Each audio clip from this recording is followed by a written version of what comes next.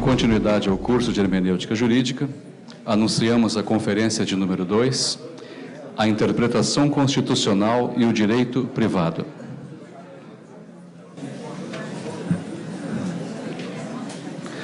Preside a mesa o excelentíssimo senhor desembargador federal Thompson Flores e convidamos para compor a mesa o excelentíssimo senhor professor Dr. Luiz Edson Fachin, conferencista. Com a palavra, o excelentíssimo senhor desembargador federal Thompson Flores. Prezados senhores, vamos dar então prosseguimento aos nossos trabalhos. Temos o privilégio hoje, depois dessa magnífica conferência inaugural, temos o privilégio agora, na sequência, de ouvirmos o professor Fachin, que falará justamente sobre a interpretação hermenêutica no direito privado. Nas páginas iniciais do seu volumoso tratado, do volume 1, dos 18 volumes, o grande civilista belga Henri Depage diz que ninguém pode aspirar a ser um grande jurista se antes ele não é um consumado civilista. Essa frase se aplica ipsis literis ao nosso conferencista. Professor titular de Direito Civil, diretor da Faculdade de Direito da Universidade Federal do Paraná, diretor daquela importante Casa do Direito, advogado, foi procurador do Estado do Paraná, um nome constantemente lembrado para a Suprema Corte, e eu digo, professor Fachin, que eu ainda assistirei sua posse lá, tenho certeza disso. Um jurista que dedicou todo o ano passado, com o sacrifício da sua banca, da sua cátedra, passou 6 meses na Alemanha e os outros 6 meses na Inglaterra, se aprimorando. Quer dizer, autor de inúmeros livros de direito civil, livros de filosofia do direito. Há pouco eu recebi, inclusive, um material que ele descobriu da revista italiana de direito, de filosofia do direito, onde havia uma menção ao trabalho de Pontes de Miranda. Eu fiquei muito agradecido de ter lembrado o meu nome ao me ofertar essa publicação.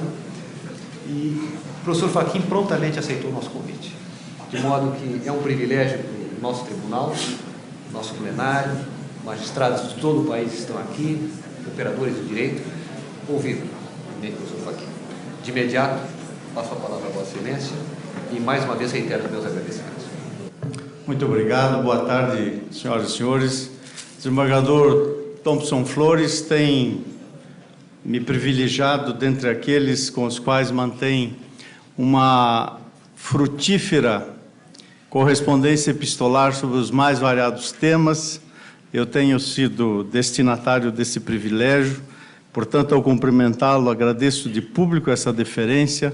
Temos trocado cartas que vão desde a estética da arte até o pensamento de Pascal, e às vezes também sobre o direito, inclusive eleitoral, de modo que estar aqui ao seu lado hoje é uma alegria, um prazer e, simultaneamente, uma honra.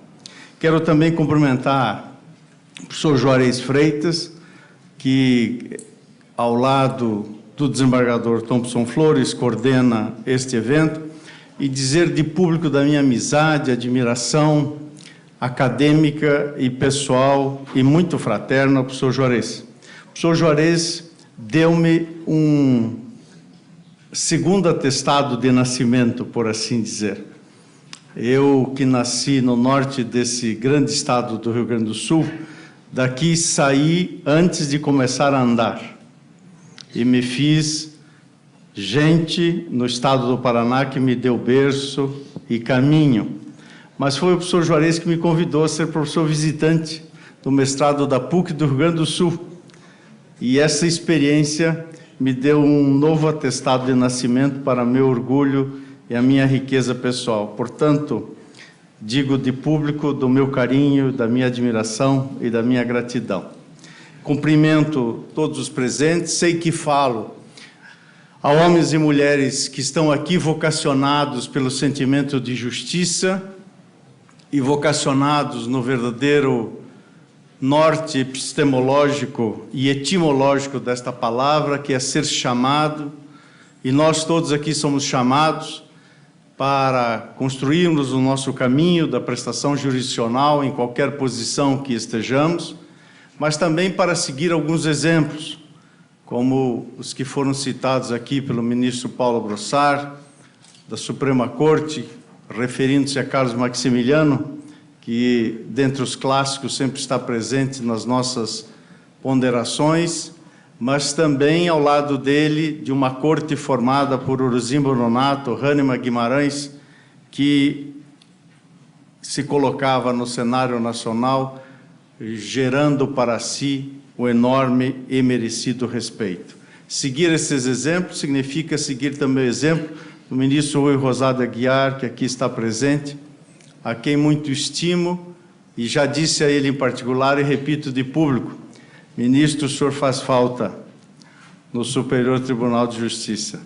De modo que, fazendo esta saudação e agradecendo mais uma vez o honroso convite para aqui estar, gostaria então de versar sobre este tema, muito bem posto pela organização do evento, designado da interpretação constitucional do direito privado.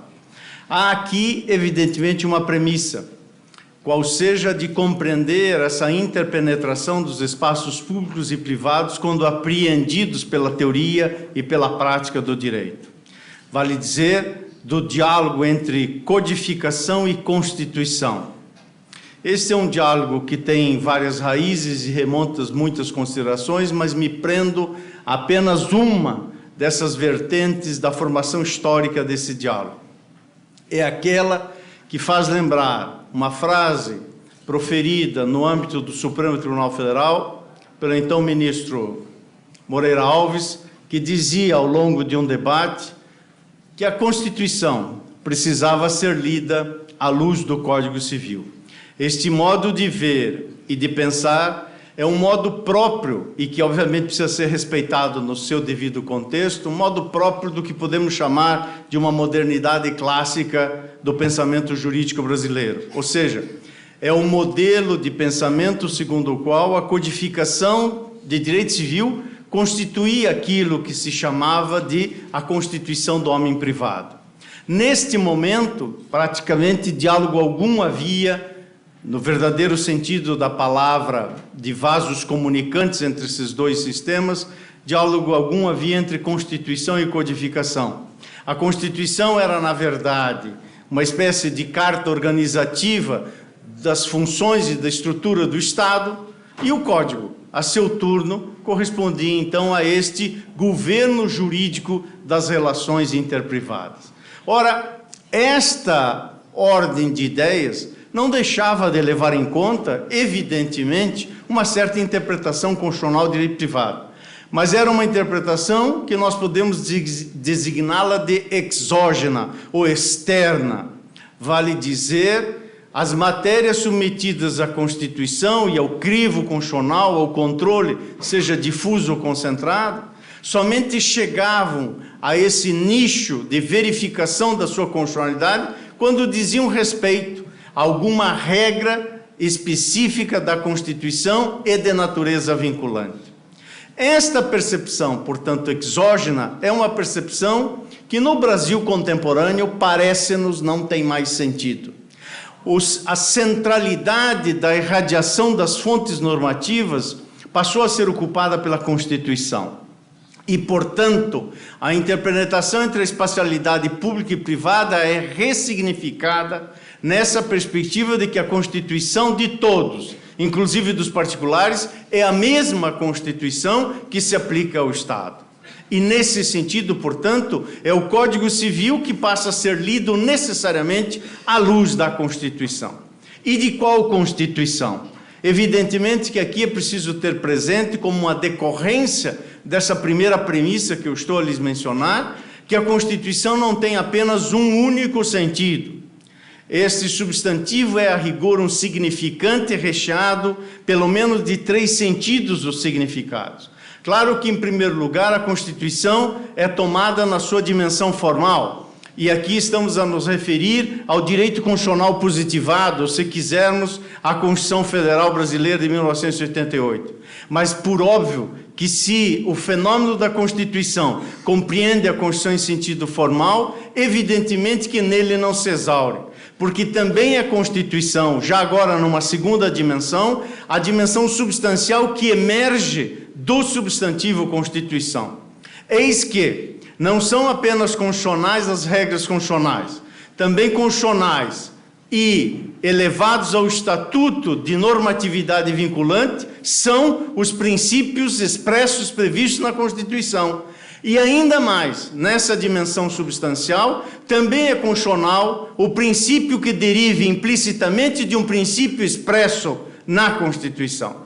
Essa dimensão elastecida não é de nós, obviamente, novidade, eis que restou acolhida em numerosos acordos, e quando disse na saudação ao ministro Rui, estava exatamente me referindo a vários dos seus acordos que no Superior Tribunal de Justiça deram sentido a determinados princípios que são implícitos na Constituição, mas por serem congruentes e derivarem da dimensão unitária do sistema constitucional, são considerados também constitucionais. Por exemplo, no direito de família, o princípio da inocência da filiação é um princípio implícito que deriva do princípio da igualdade da filiação, esculpido num dos parágrafos do artigo 226. E foi isso que na turma integrada pelo ministro Rui Usado, pelo então e saudoso ministro Salvo de Figueiredo Teixeira, entendeu-se pela incidência dos direitos fundamentais a elevar o direito de reconhecer a paternidade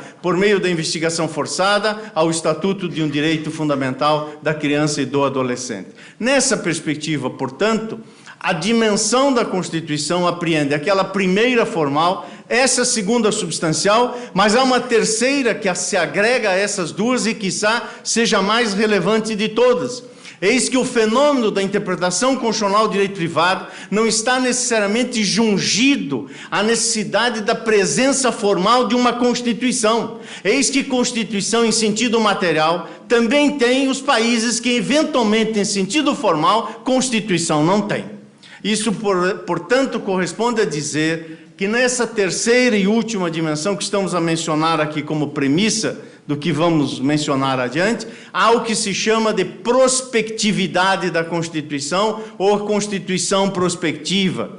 Isso significa, portanto, que o fenômeno da constitucionalização do direito privado é também a ação de constituir e reconstituir os significados desses significantes que integram a teoria e a prática do direito. Um exemplo, eis aí a súmula 84 do Superior Tribunal de Justiça, que relegou, melhor dizendo, a antiga súmula 621 do Supremo Tribunal Federal em matéria de proteção possessória do terceiro possuidor. Esta temática deriva da incidência da segunda parte do artigo 1046 do Código de Processo Civil, quando admite embargos de terceiro possuidor. O Supremo Tribunal Federal, até então, atrelado à compreensão segundo a qual vinha da teoria clássica de Ehring, que a posse é a guarda avançada da propriedade, e que, portanto, o promitente possuidor só teria proteção possessória se, a lume dos ditames atinentes à propriedade, também tivesse registrado o seu compromisso particular de compra e venda, deixava sem proteção possessória o promitente comprador que, embora tivesse pago todas as parcelas, embora estivesse da posse pública do bem adquirido e embora estivesse recheado da boa-fé que acabava, portanto, configurando aquela situação jurídica, ficava o possuidor sem proteção possessória na ausência formal do registro. Ora, foi necessário dar um novo sentido a este significante, ou seja, aquela ação de constituir e reconstituir, constante e periodicamente, os significados, os sentidos dos significantes como posse, propriedade, família, contrato, empresa, direitos da personalidade e assim por diante, estes afazeres contínuos é que, do ponto de vista prático, revelam que há uma Constituição vivida e construída pela força dos fatos sociais que se projetam para a nossa jurisprudência. E é por isso que, sem quebrar a imprescindível unidade do sistema jurídico, a sua porosidade e os seus chamados inputs e outputs, as entradas e saídas entre os fatos sociais e o reconhecimento pela juridicidade, nomeadamente pela via jurisprudencial, dá esse terceiro sentido prospectivo de Constituição. Portanto, ao falarmos então de interpretação constitucional do direito privado, do nosso ponto de vista, estamos a falar desse sentido de Constituição que acabo de tentar, obviamente, lhes sumariar em 4 minutos e 12 segundos, uma prosa que daria pelo menos uns 4 meses de diálogo frutífero. Pois bem, nesta ordem de ideias, portanto, podemos dizer que há no Brasil de hoje, à luz dessa interpretação substancial e prospectiva do direito privado, algumas ideias que nós podemos dizer que já estão bem assentadas.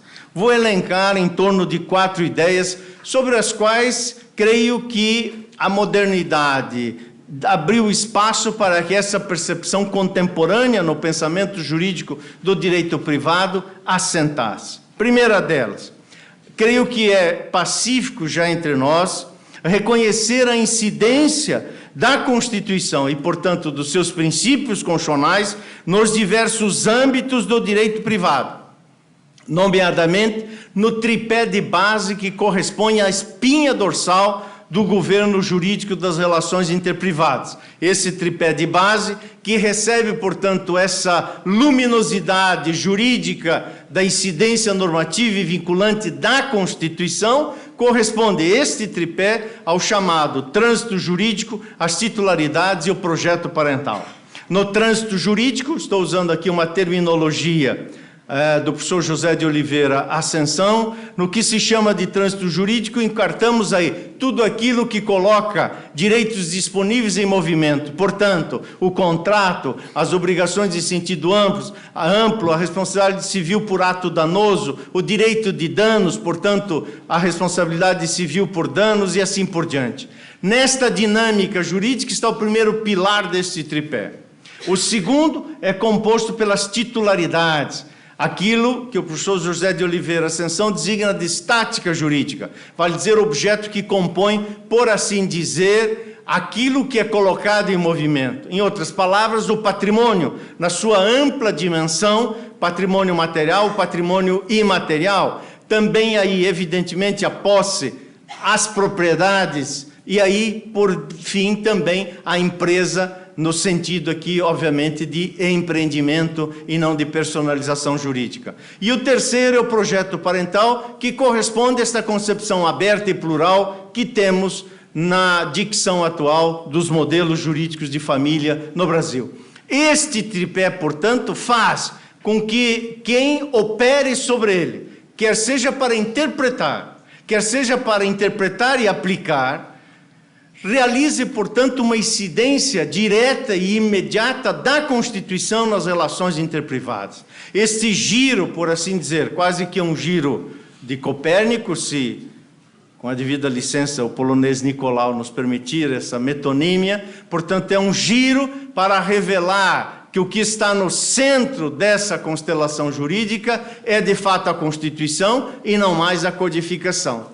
E esta ordem de ideias faz com que, portanto, dizendo de outra forma, todo juiz das relações interprivadas é, antes de tudo, um juiz da Constituição e não um juiz da codificação. Isso não diminui o sentido relevante que tem a codificação, mas a coloca no seu devido lugar de submissão à incidência desses princípios e regras, portanto, dessas normas constitucionais nas relações interprivadas. Creio que isso temos presente entre nós. A segunda ideia, que me parece também assentada entre nós, decorre da primeira, qual seja, reconhecer que, evidentemente, há tensões na aplicação da Constituição e o ordenamento privado codificado. Essas tensões se revelam em vários problemas ou questões. Por exemplo, para solver um determinado litígio, o juiz valer-se-á em primeira mão do princípio da dignidade humana ou irá solver esse litígio recorrendo em primeiro lugar à regulamentação legislativa infraconstitucional para realizá-lo? Aqui já há uma divergência impressionante e interessante de opiniões na literatura jurídica brasileira contemporânea. Há quem sustente que, obviamente, a Constituição está à disposição para a incidência direta e imediata, e há quem sustente a necessidade de um olhar que faça a mediação entre o legislador constitucional e as relações interprivadas, uma mediação, ou seja, que esta reflexão, interpretação e aplicação passe necessariamente pela mediação do legislador infraconstitucional. Portanto, a segunda ideia assentada é que não está assentado entre nós o critério dessa incidência, se direta ou imediata, ou se passando necessariamente pela mediação do legislador infraconstitucional. Ora, desta ideia, portanto, é possível dizer que, em terceiro lugar, quizá esteja assentado entre nós que os códigos de direito privado são reinterpretados pela Constituição do Estado Social de Direito. Estou usando essa expressão, Estado Social de Direito, que tem, como todos sabemos, uma significação histórico-temporal que representa a produção de um modelo de Constituição diferente do modelo do Estado tido como Estado liberal. Sabendo todos nós que, na verdade, os códigos, como ideia, surgiram e, por assim dizer, se difundiram como produto, como ícones de uma modernidade liberal. A Constituição se assenta, portanto, num outro modelo, e é esta Constituição do Estado Social de Direito que ressignifica os códigos de direito privado, e sobre isso não me parece existir muita divergência. E, por último, uma quarta e última ideia que me parece de toda assentada, aliás, está tão assentada que hoje está incluída no Código Civil vigente, é o parágrafo único do artigo 2035. Esse é daqueles artigos que ficam lá nas disposições civis transitórias e que não são muito percebidos à primeira vista, mas que contém nesse parágrafo único uma ideia que nos parece já assentada, segundo a qual a ordem pública é um legítimo limitador da autonomia privada. E, nesse parágrafo 1 do artigo 2035, disse que nenhuma convenção prevalecerá se contrariar preceitos de ordem pública definidos no Código Civil, tais como a função social do contrato. Portanto, esta ordem de ideias nos permite, então, sobre Constituição e direito privado, assentar pelo menos esses quatro pressupostos. Claro que desses quatro pressupostos emergem algumas problematizações. Vamos ver algumas delas para prosseguirmos nessa nossa reflexão. A primeira delas: se a Constituição incide e ressignifica os códigos de direito privado, isto significa dizer que os códigos civis e os códigos de direito privado, de um modo geral, perderam a sua força reguladora? Em que estatuto se alçam esses códigos diante da Constituição? Este é um problema que, de certo modo, está em aberto na literatura jurídica brasileira contemporânea. A segunda problematização: a autonomia privada e a liberdade continuam sendo pilares do ordenamento privado diante da funcionalização social levada a efeito pela Constituição? Aqui, a problematização que emerge decorre da travessia que se operou da estrutura para a função. E o problema está em saber se função, como, por exemplo, função social do contrato, é um elemento ontológico do contrato ou é um elemento que se agrega para qualificar o contrato. Trocando em miúdos, o contrato que não cumpre sua função social é nulo ou é parcialmente ineficaz, a depender da dosimetria dessa funcionalização? Esta é a problematização que, do ponto de vista teórico, faz gerar para esta questão prática. Em terceiro lugar, quais são os limites que a Constituição econômica, inserida na Constituição material do nosso país, tem traduzido para a empresa e para a iniciativa privada? Esta é uma outra problematização para saber até que ponto nós podemos delegar ao Estado legislador o direito de comparecer nas relações patrimoniais internas dos particulares e determinar como essas relações devem se verificar. Eu me referi a relações patrimoniais internas. É claro que numa outra mirada nós podíamos nos referir a relações de natureza existencial, aonde essa ordem de raciocínio pode nos conduzir a uma conclusão diversa. Por exemplo, a aplicação das chamadas cláusulas de dureza.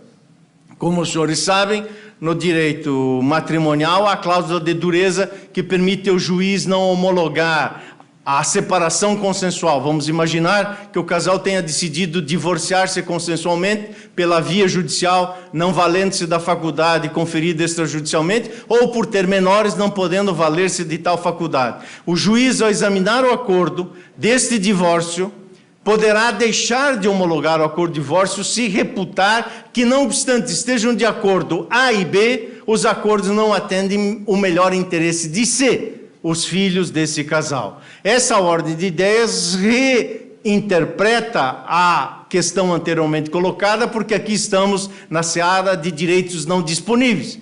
Mas a pergunta que se coloca antes diz respeito aos chamados direitos disponíveis, portanto, direitos patrimoniais em sentido estrito.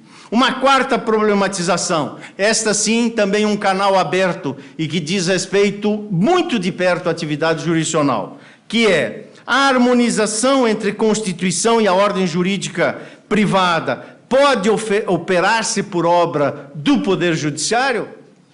Dizendo de outra forma, é possível que, na ausência da legislação, o Poder Judiciário preencha essa lacuna da ausência do legislador e, ao preenchê-la, decida o caso concreto, como se, a rigor, estivesse ditando um regulamento normativo para a generalidade dos casos concretos?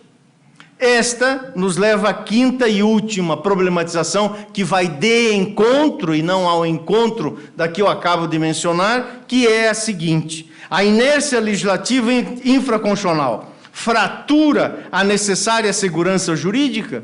Em outras palavras, se de um lado a hemorragia legislativa produz uma insegurança jurídica, porque se tem uma norma a cada dia, com N minúsculo, obviamente, e, por outro lado, a inércia do legislador pode acarretar também, pela ausência do preenchimento e colmatação das necessárias lacunas regulamentares da Constituição, problemas e déficits de regulamentação e proteção. Ora, diante daquelas ideias assentadas e dessas problematizações, talvez cheguemos, então, há um caminho para percorrer e como solver essas questões da interpretação de direito privado. Um dos primeiros caminhos, nós podemos designá-lo de uma dialética constitucional de equilíbrio, ou seja, de um lado, é necessário que essa interpretação exerça as chamadas suas funções de defesa. Em outras palavras, direitos não podem ser violados ou solapados diante da inércia do legislador, e aqui se legitima a presença do Poder Judiciário, inclusive e especialmente nos casos em que esses pronunciamentos são contramajoritários. Já vou citar alguns exemplos, ou pelo menos algum exemplo adiante. Essa é a primeira, portanto, a tutela defensiva. A segunda tutela é uma tutela tuteladora, vale dizer, tem mais um sentido promocional. Em que medida é possível alçar determinados relacionamentos, por exemplo, a condição ou ao estatuto jurídico de família. Esta promoção, portanto, integra o binômio de uma dialética constitucional, ora para defender, ora para promover, o que nos leva, portanto, a essa ideia de que o direito constitucional contemporâneo, na perspectiva da Constituição substancial e prospectiva, é o que podemos chamar de direito constitucional concretizado. Em outras palavras, que leva em conta a força e as vicissitudes dos fatos sociais para que sobre eles a Constituição se projete. Vamos a 3 exemplos para ver como essas coisas têm se passado entre nós, e tomemos 3 exemplos de decisões relativamente recentes do Supremo Tribunal Federal. E isso também vai nos dar uma ideia de até que ponto o que chamamos de jurisprudência no Brasil tem atendido a esta evolução que nasce dos princípios da liberdade, da igualdade e da fraternidade, inspirados na Revolução Francesa, que permearam as codificações civis e foram ressignificados pelas constituições contemporâneas. Comecemos em relação à dimensão da liberdade. Não faz muito tempo, o Supremo Tribunal Federal decidiu que dívida não pode ser paga com liberdade. Essa proclamação teórica levou em conta, do ponto de vista prático, a mudança de posicionamento do ministro Gilmar Ferreira Mendes, que tinha um dado entendimento sobre o Pacto de São José da Costa Rica, que é, como sabemos, a Convenção Interamericana de Direitos Humanos, mas depois da Emenda 45 e do valor jurígeno vinculante que passou a ter essa convenção na ordem jurídica interna, altera o seu ponto de vista e, a partir daí, não mais se admite a prisão civil do depositário infiel. Nesta medida, o Brasil, portanto, pela voz da Suprema Corte, dá, portanto, abrigo a um dos sentidos que a liberdade tem, que é esta dimensão, por assim dizer, negativa da liberdade. Negativa no sentido de exigir do Estado um dever de abstenção e, portanto, de obstar que dívida seja paga com a liberdade. Remanesce, e aqui uma pequena nota de rodapé mental, remanesce a situação do devedor de alimentos, prevista constitucionalmente, sobre a qual há algumas outras problematizações, mas, de qualquer modo, é prevista na Constituição e ela também não vai de encontro à Convenção Interamericana de Direitos Humanos, no nosso ponto de vista. Mas, voltando ao que eu lhes dizia, este, portanto, é um primeiro exemplo do reconhecimento do Supremo Tribunal Federal, ao discutir uma matéria tipicamente de direito privado, mas necessariamente dialogando com a Constituição e estabelecendo um limite da atuação do Estado nas restrições da liberdade entre os particulares. Ora, se de um lado é preciso enaltecer essa ordem de ideias, por outro lado é preciso reconhecer que o sentido contemporâneo de liberdade, obviamente, não se esgote nessa dimensão da liberdade negativa.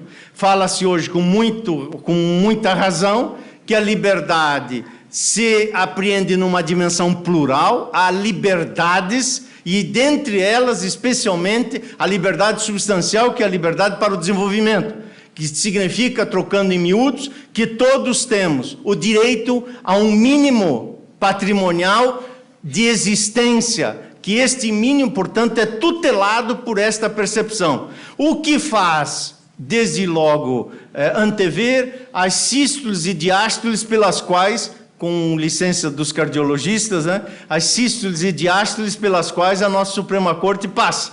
Porque, precisamente, contrariamente a esta ordem de ideias, decidiu-se no voto condutor do ministro César Peluso pela penhorabilidade do bem de família do fiador. Levou-se em conta lá, na colidência de princípios considerados por ele e pela maioria do Supremo Tribunal Federal. Ele foi acompanhado pelo ministro Joaquim Barbosa, pela ministra Ellen Grace e outros ministros da então composição do Supremo Tribunal Federal. Considerou-se que não decretar a possibilidade da penhorabilidade do imóvel fiador, portanto, não reconhecer a constitucionalidade daquela exceção prevista em relação à Lei 8.009 de 90, podia gerar graves consequências ao mercado imobiliário. Esta ordem de ideias foi julgada pela maioria do Supremo como precipa em relação a um desses sentidos da liberdade que eu estou a mencionar neste momento. O que revela, portanto, que o Supremo Tribunal Federal, pelo menos em matéria da prisão civil do devedor, no caso depositário infiel, já chegou até onde chegou a Revolução Francesa. Numa outra ordem de exemplos, falemos da incidência do princípio da igualdade. Aqui, num voto e numa situação obviamente controvertida, é dessas situações que cada um de nós tem, obviamente, o seu juízo de valor, mas, como sabemos, o direito vive antes de juízos de realidade e não necessariamente os juízos de valor vêm antes. Portanto, sejamos ou não de acordo, o Supremo Tribunal Federal reconheceu a igualdade da união estável homoafetiva com a união estável, portanto, elevando a união das pessoas de mesmo sexo ao estatuto jurídico de família, com o que eu, pessoalmente, estou de acordo, mas isso já é, obviamente, um juízo de valor. Todavia, aqui também, de um lado, se lermos com atenção, não só o voto condutor do ministro Carlos Aires Brito, mas dos votos que o acompanharam, perceberemos que chegou-se a um patamar da igualdade que leva em conta, claro, a superação da igualdade formal, leva em conta, portanto, uma percepção de que os desiguais precisam ser desigualmente tratados para serem iguais, portanto, leva em conta a dimensão substancial da igualdade. Todavia, deixou a porta aberta para pensar em que medida a igualdade na diferença se faz apenas considerando a igualdade dos diferentes, quando, a rigor, é preciso construir a diferença na diferença. Esse é o sentido contemporâneo de igualdade, o que significa problematizar a transposição de modelos. Dizendo em outras palavras, o que o Supremo fez foi heterossexualizar a homoafetividade. E que, em debates mais recentes em outros países, obviamente isso se situa em debates próximos ao meado do século passado, mas não deixa, seguramente, de ser um reconhecimento importante.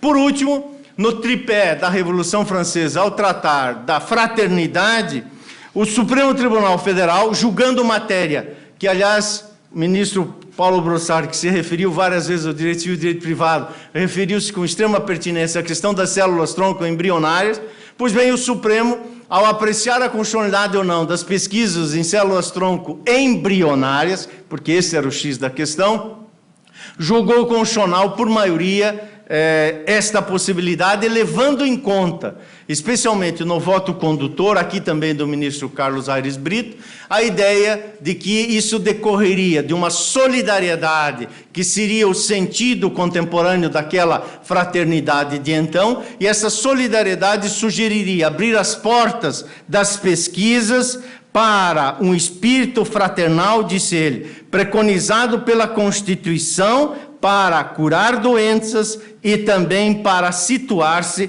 dentro de um bloco concatenado de natureza normativa autorizado pela Constituição. Portanto, temos aqui, de algum modo, 3 exemplos que, a seu turno, a seu contexto, e independentemente do juízo de valor que façamos, levam e já levaram para a ambiência do Supremo Tribunal Federal 3 daquelas problematizações sobre o diálogo entre a Constituição e as relações interprivadas. Ora, a partir desses exemplos, nós seguramente precisamos sempre estar atentos para saber se esses exemplos, na verdade, contribuem para a segurança jurídica tomada como sinônimo de justiça, ou se são exemplos que eventualmente fraturam o sentido da segurança jurídica. No nosso modo de ver, parece-nos que contribuem, mas especialmente é preciso estar atento para que o ideário da segurança jurídica seja a segurança jurídica material, comprometida com a justiça para o caso concreto. Isto remete a uma lição que muitos de nós subscrevem e que é a lição da hermenêutica tópico-sistemática que, acredito, na abertura desse evento precisa ser lembrado. Sobre ela escreveu, melhor que todos nós, o professor Juarez Freitas, dizendo: essa interpretação tópico-sistemática assim se explica. É sistemática porque sempre atuando o metacritério racionalizador da hierarquização, que assegura a garantia da racionalidade do processo. E é tópica porque a hermenêutica se mostra como processo empírico e aporético de sistematização discursiva, sendo que o sistema somente ganha contornos definitivos justamente por força da intervenção do intérprete na sua atuação eletiva entre sentidos necessariamente múltiplos. Fecho aspas e acrescento, dizendo que assim também me parece, vale dizer, a interpretação tópico-sistemática não encara o sistema jurídico como um conjunto de respostas prontas e acabadas a problemas que podem se pôr no presente ou no futuro, pois esta era a pretensão das codificações do século XVIII e do século XIX. Esta era a pretensão do Código Civil brasileiro, de 16, cuja estrutura de base foi repetida em 2002. A pretensão de conter todo humano, e dizia alguém com alguma pilheira, às vezes até um pouco para além do terrestre, e traduzir respostas para os problemas existentes e, inclusive, para os problemas a se constituir. No nosso modo de ver, a reinterpretação dos códigos, que não deixam de ter relevância, especialmente quando nós nos perguntamos para que e para quem entra em vigor uma nova codificação. Mas a sua reinterpretação deve levar em conta que o sistema jurídico não é um sistema de respostas prontas e acabadas, mas sim é um sistema que parte dos problemas concretos e busca dentro do sistema a melhor, a correta, dentre as várias possíveis soluções a serem adotadas. Tal escolha se faz por meio da hierarquização axiológica, e é por meio desta hierarquização axiológica, em cada caso concreto, que os direitos fundamentais se concretizam como normas, que não são mais modelos abstratos pré-ordenados. E é por isso que é o duplo grau de jurisdição, se houver, evidentemente, uma construção da norma para o caso concreto, de tal modo que possa ofender esta ou aquela lei federal, ou mesmo um princípio constitucional, e a matéria pode ir, portanto, ao Supremo Tribunal Federal. Aliás, ao contrário do que se tem dito, é por isso que o Supremo não pode errar por último. Deve ser o primeiro a acertar nesta medida de construir tópico e sistematicamente a orientação jurisprudencial. E acrescento neste tópico, se a abstração constitutiva do modelo de relação jurídica é o que unificava a racionalidade dos códigos civis, o modo que nós temos hoje, especialmente nós que trabalhamos com o direito civil à luz da Constituição vinculante, é de operar-se uma correção hermenêutica, permitindo a efetividade dos direitos fundamentais nas relações interprivadas, de modo direto e imediato no plano dos direitos fundamentais, e fazer com que a sua interpretação não seja à luz da racionalidade da codificação, mas sim à luz da ordem principiológica constitucional. Mas estes princípios constitucionais não podem ser interpretados também eles como um conjunto de soluções prêt-à-porter, mas sim os princípios são possibilidades de concretização normativa por meio de um método que parta da tópica e que se encontra agasalhado na dimensão sistemática do ordenamento jurídico. O ponto nodal que oferece conteúdo a essa correção hermenêutica parte precisamente daquilo que está para além dos modelos abstratos e que é, evidentemente, o nosso desafio contemporâneo. Se isto assim é, a pergunta que daí emerge é saber se, afinal de contas, estamos na fase do chamado Jude-made law, ou seja, se os juízes, portanto, vão se converter nos novos legisladores diante do protagonismo que o Poder Judiciário tem assumido. E aqui, talvez, seja necessário, na estação do presente desse diálogo entre o direito público e o direito privado, não maximizar essa atuação, mas também nem minimizá-la, e encontrar alguns caminhos para que isto efetivamente se dê.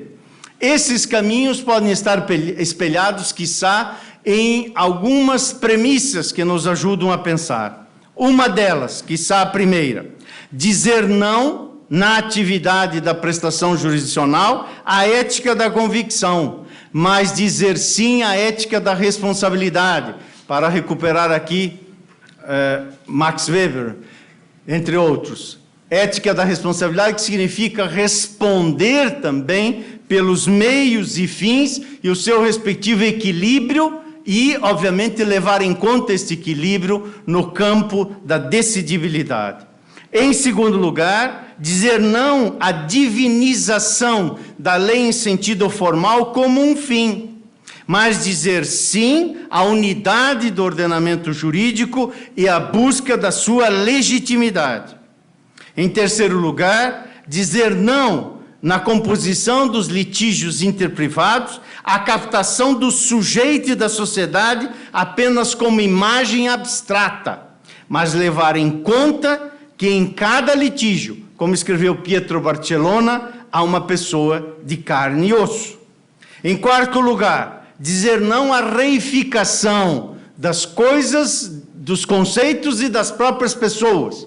Estamos a consumir tudo E de tal modo que essa sociedade, que já ultrapassou a sociedade de consumo, já nos encontramos aquilo que Gilles Lipovetsky chamou de sociedade de hiperconsumo, que nós consumimos tudo, inclusive a ideia de consumo.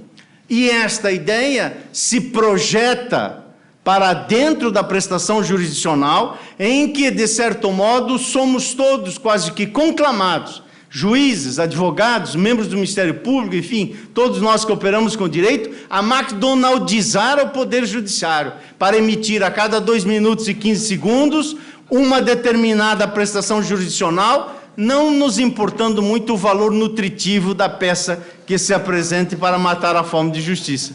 De modo que é preciso, portanto, compreender bem que celeridade na prestação jurisdicional há de ser vista com o devido temperamento. Em quinto lugar, não também ao reducionismo da complexidade. Os casos concretos podem se repetir. O Superior Tribunal de Justiça tem apreciado numerosos recursos especiais repetitivos, e isto, em determinadas hipóteses, quando consolida mesmo uma orientação do tribunal, pode contribuir para a celeridade na prestação jurisdicional. Mas todos nós sabemos que a redução da complexidade, a parificação dos casos concretos, evidentemente, pode não ser o sinônimo da justiça para aquilo que cada caso concreto está determinado. É possível também, nessas premissas, dizer não à substituição da política pelo jurídico. E aqui é um ponto nevrálgico. Nos parece que a espacialidade pública deve ser preenchida pela atuação nos seus devidos espaços, o que mostra, com todas as vênias, o quanto equivocada nos parece as proposições que emergiram nos meses de junho e julho últimos, inclusive no Senado Federal, propondo a abolição dos partidos políticos, quando se deve se pensar, no nosso modo de ver, exatamente o contrário, de valorizar a instância da participação por essas entidades ou corpos intermediários, ou pela participação direta dentro, obviamente, dos cânones democráticos. E para isso não estamos nós. O jurídico não se confunde com o político. Essas são as espacialidades que dialogam, mas é fundamental que a espacialidade da política esteja presente e pulsante, porque, obviamente, se pessoas se equivocam, as instituições democráticas precisam ser garantidas. E, por último, quiçá também não aos universalismos e generalizações que têm gerado na literatura jurídica, e em certa parte também da assim dita jurisprudência, ou seja, dos pronunciamentos das nossas cortes superiores, uma certa atemporalidade conceitual. É como se, por exemplo, boa-fé fosse um conceito, que eu sei que é muito caro a muitos de nós civilistas, fosse um conceito que representasse um guarda-chuva tão amplo quanto o céu da Amazônia e compreendesse qualquer território concreto. Não há, a prioristicamente, uma definição de boa-fé, precisamente porque, e se algum elogio aqui a ser dado ao Código de 2002, este é um deles, trata-se de uma cláusula geral cujo sentido há de ser preenchido pela densificação concreta dentro do sistema jurídico, num dado caso concreto. Boa-fé de um administrador de uma sociedade anônima não é exatamente a boa-fé do possuidor que pretende usufruir. Aliás, são coisas completamente distintas. Isso corresponde a evitar essas generalizações conceituais que geram uma contemporaneidade mais do que líquida, e sim fluida, porque os conceitos passam a ser servos de qualquer decisão que se toma primeiro e se fundamenta depois. Ora, deste percurso, e já, portanto, rumando para a conclusão, permito-me deixar-lhes 3 inflexões e uma ponderação. A primeira inflexão, que acolhe um ponto de vista que nós subscrevemos nisso tudo que tentei lhes dizer com alguma ordem e concatenação. A primeira inflexão: a mediação legislativa não pode ser pressuposto da aplicabilidade das disposições consagradoras de direitos e liberdades fundamentais. Em outras palavras, parece-nos aqui que age corretamente, se a cidadania nos permitir, portanto, fazer essa apreciação, age corretamente o Supremo Tribunal Federal quando emite proteções contramajoritárias E nessa perspectiva, não demanda a mediação do legislador infraconstitucional para fazê-las. Neste sistema de freios e contrapesos, a interdependência dos poderes pode admitir que, em determinados casos, o poder judiciário se hipertrofia um pouco, exatamente por conta da escassez e do déficit do outro poder. Mas que isso precisa ser temperado e equilibrado para que a exceção, obviamente, não represente a regra. Segunda inflexão que lhes apresentamos para a nossa reflexão. Está o juiz, no nosso modo de ver, investido não apenas do poder, mas também do dever, e difusamente com amplo sentido, de não aplicar qualquer regra que viole o programa normativo constitucional constante de um princípio expresso ou de um princípio implícito que se encontre no corpo do sentido daquele princípio expresso. E em terceiro e último lugar, direitos, liberdades e garantias constitucionais têm a eficácia que foi acolhida entre nós como sendo eficácia horizontal dos direitos fundamentais. Em outras palavras, nas relações interparticulares, entre particulares, também se aplicam os direitos fundamentais. Os direitos fundamentais não dialogam apenas entre o Estado e o cidadão, dialogam também entre os cidadãos. O exemplo clássico e constante de muitos dos acórdãos diz respeito a famosa situação vivida num dado país da Europa com o arremesso do anão, onde a incidência de um direito fundamental ingressou nas relações entre os particulares, e ainda que os particulares desejassem levar em conta aquela ideia de que ali havia uma autonomia de autorregulamentação dos interesses privados, pelas quais entendia que era seu trabalho ser arremessado e ganhava um tanto por aquilo, e outro entendia que com aquilo gerava lazer e diversões aos frequentadores de um determinado estabelecimento público na França. Evidentemente que aqui o Estado precisa comparecer nas relações entre os particulares e dizer que afronta também direitos e garantias fundamentais essas relações. E para não ir do outro lado do Atlântico, esse é um debate que está posto entre nós, especialmente nas questões derivadas da indústria fumageira, que é um tema que sei muito caro ao Rio Grande do Sul. Portanto, esta ordem de ideias significa admitir a eficácia entre particulares no mesmo horizonte dos direitos fundamentais, exigir, sem prejuízo disso, os chamados imperativos de tutela do Estado. O Estado seguramente precisa ser chamado a levar a efeito os designados direitos fundamentais de natureza prestacional. Muitos há que não a têm, mas muitos há que evidentemente são suscetíveis de ter a sua prestação reclamada do Estado. O exemplo disso parece-me que é o caso da saúde pública, o exemplo do outro parece-me que é o caso da moradia. Enfim, é fundamental que compareça, portanto, essa ordem de ideias para nos permitir afirmar que o direito contemporâneo, no diálogo entre direito privado e Constituição, tutela a parte que, submetida ao poder da outra, não frui, não goza do poder de afirmação e do poder de defesa autônoma dos próprios interesses. Há o famoso clássico conhecido dos nossos livros de direito civil, não estão muito nos manuais de direito civil, mas nos livros de maior fundo, como temos vários autores aqui no Rio Grande do Sul, que publicam livros de fôlego, seguindo, aliás, o fôlego da esteira do professor Clóvis Veríssimo do Couto e Silva, na sua obrigação com o processo.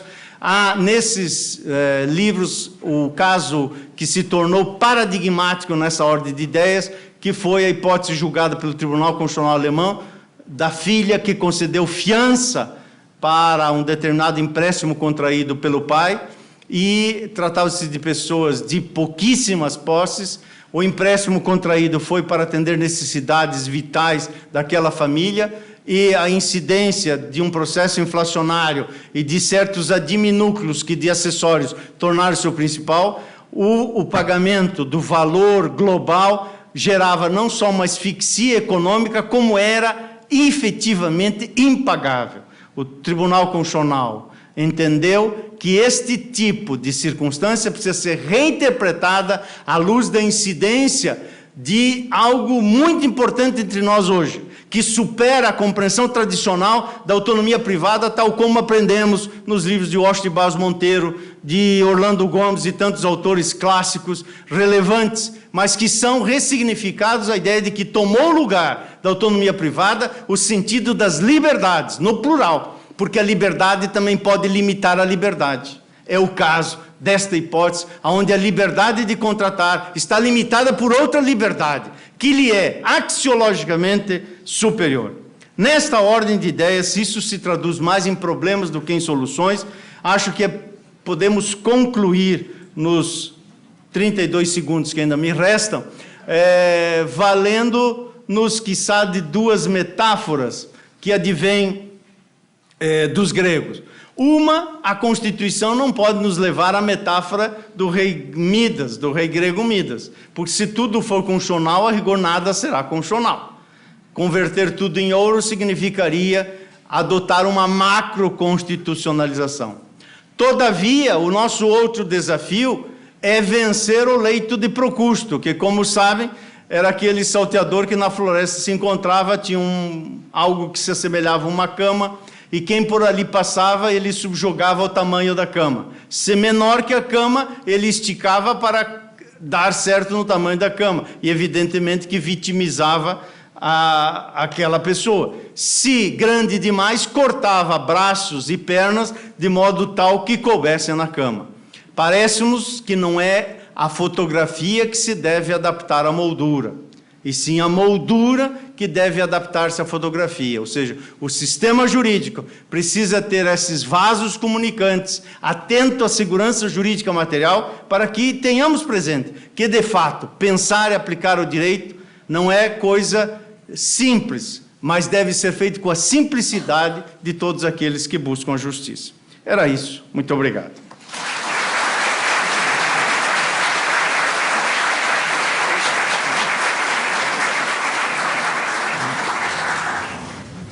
Eu gostaria de, em nome da escola, da coordenação científica, o professor Juarez Freitas e eu, e o tribunal, agradecer penhoradamente a aceitação do convite de Vossa Excelência. O magnífico teor dessa conferência faz apenas justificar a lembrança do seu nome.